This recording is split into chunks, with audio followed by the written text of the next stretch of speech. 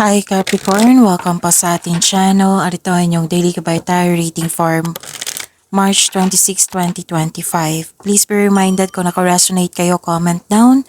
Kung hindi kayo naka-resonate, ibigay niyo po sa iba kasi general reading po ito. This is for you Capricorn ngayong March 26, 2025.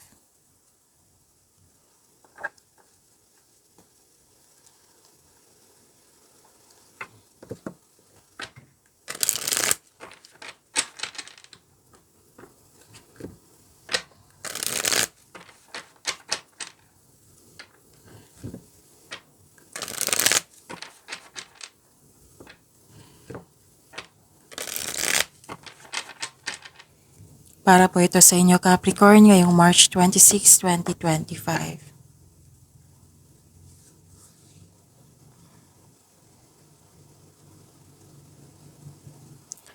Maraming salamat po sa inyong patuloy na suporta at maraming salamat din po sa mga hindi nag-skip ng ads. Gamitin ang reading na ito bilang gabay lamang sa mga hindi pa nag-subscribe. Subscribe na po kayo at click bell notification para malaman nyo na may bago tayong video. Para sa mga gusto magpa-reading po, may lumabas dyan sa screen nyo ngayon. Panoorin nyo po at sundin ng instruction.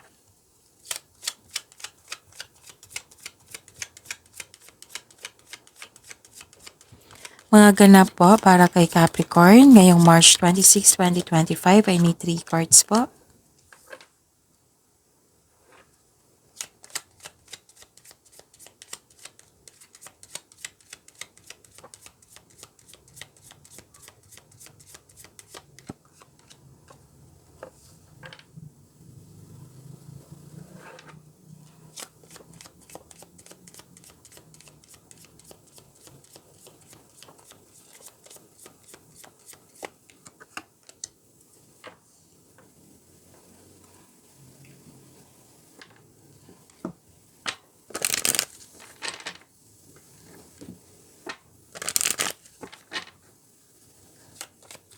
Spirit Guide, mga mensahe po para kay Capricorn ngayong March 26, 2025. I need 2 cards po.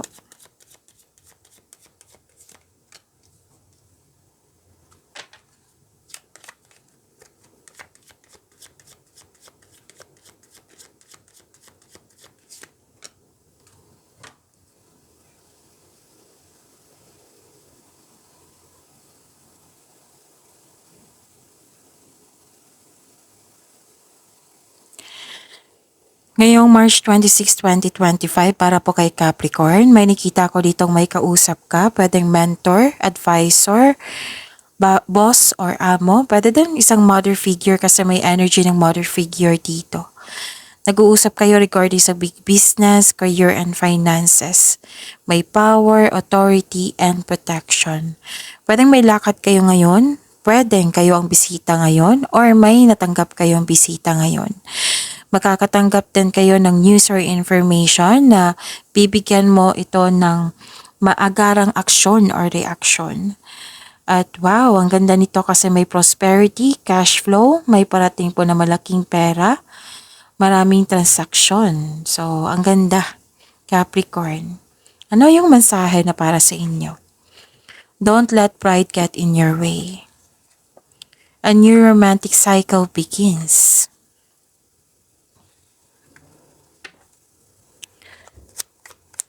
Spirit Guide, energy po ni Capricorn ngayong March 26, 2025. I need 2 cards po.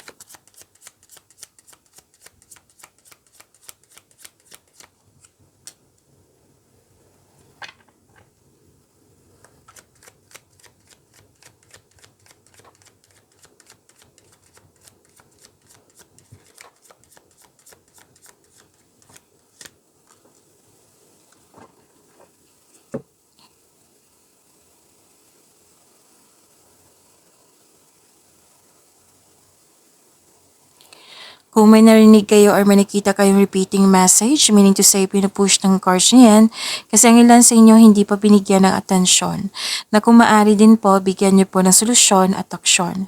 Remember Capricorn, at the end of the day, alam mo na ikaw lang taong may kakayahan at responsable na gumawa ng sarili mong katotohanan at kinabukasan. So ano yung energy ni Capricorn ngayon?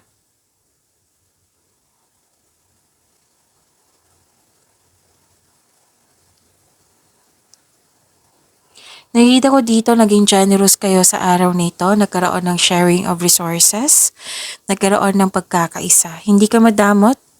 Ilan sa inyo ayaw nyo magtanggap ng tulong or gift kasi feeling mo, obligado mo ring magbigay sa kanila. May iba kasing tao dito na mahiling magbigay ng tulong kasi dyan sila masaya katulad mo. So give back kung kaya mo o may sobra ka. Kung magiging komportable ka sa pagtanggap ng tulong, mas maraming kasaganaan ang dadaloy sa iyong buhay. So maaring makareceive kayo ng regalo ngayon or tulong.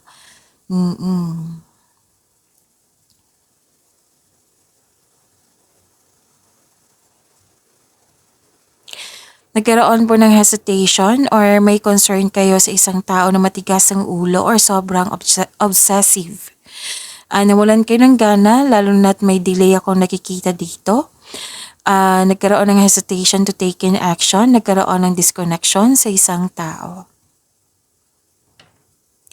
Spirit Guide, Career and Money po ni Capricorn. Ngayong March 26, 2025, I need 2 cards po.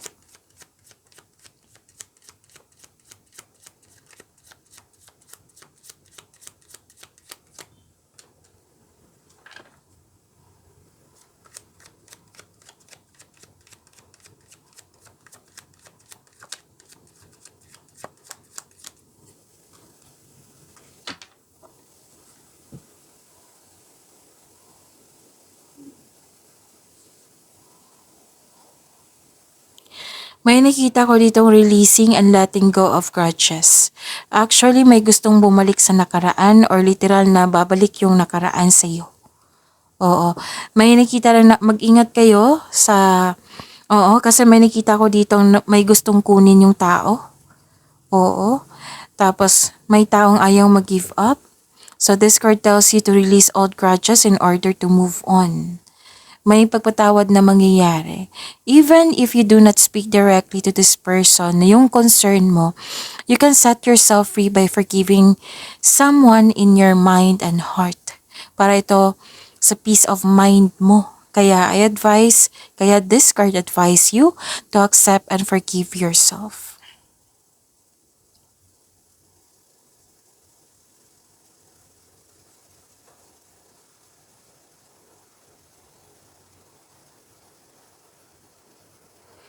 Okay. May nakita ko ditong refusal to change. You're stuck in a bad mood nang dahil sa natanggap nyong opportunity na hindi nyo nagustuhan. Parang may pagsisisi po nangyari. So kung may dumating na opportunity sa inyo, pag-isipan po yan na mabuti. Okay? Spirit Guide, Love Life, Self-Love, Partnership, and Romance ni Capricorn ngayong March 26, 2025. I need 2 cards po.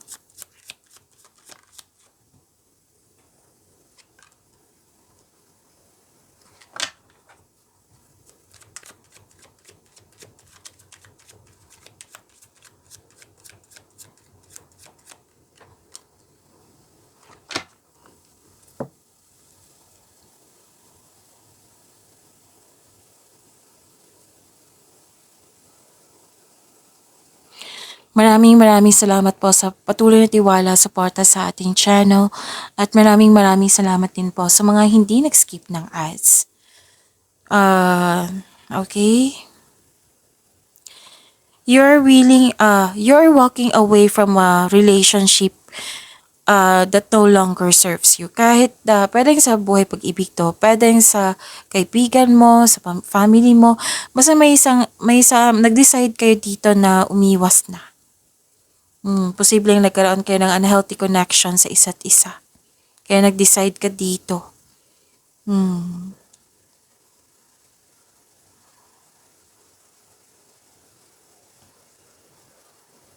At nakita ko dito na nagkaroon po ng, still the same. Yung concern mo sa immature na tao or sobrang sensitive, pwedeng selfish, oo. Kasi may nakita ko dito, mag-ingat kayo sa sasabihin mo sa isang tao kasi baka nagkataon na masaktan siya dahil sa pagka-sensitive nito. So may immature na tao dito na may mangyayaring confrontation na mag-uusap kayo nang dahil sa hindi maganda yung pinagsasabi niya. So Yun, ang sabi din dito na wala ka lang time sa sarili mo, you may be taking life too serious. So, pag-imanin niyo po yung blessings na binigay sa inyo, Capricorn. See you tomorrow. Please like, subscribe, and click bell button for notification para updated po kayo sa daily tarot reading natin. Maraming maraming salamat po.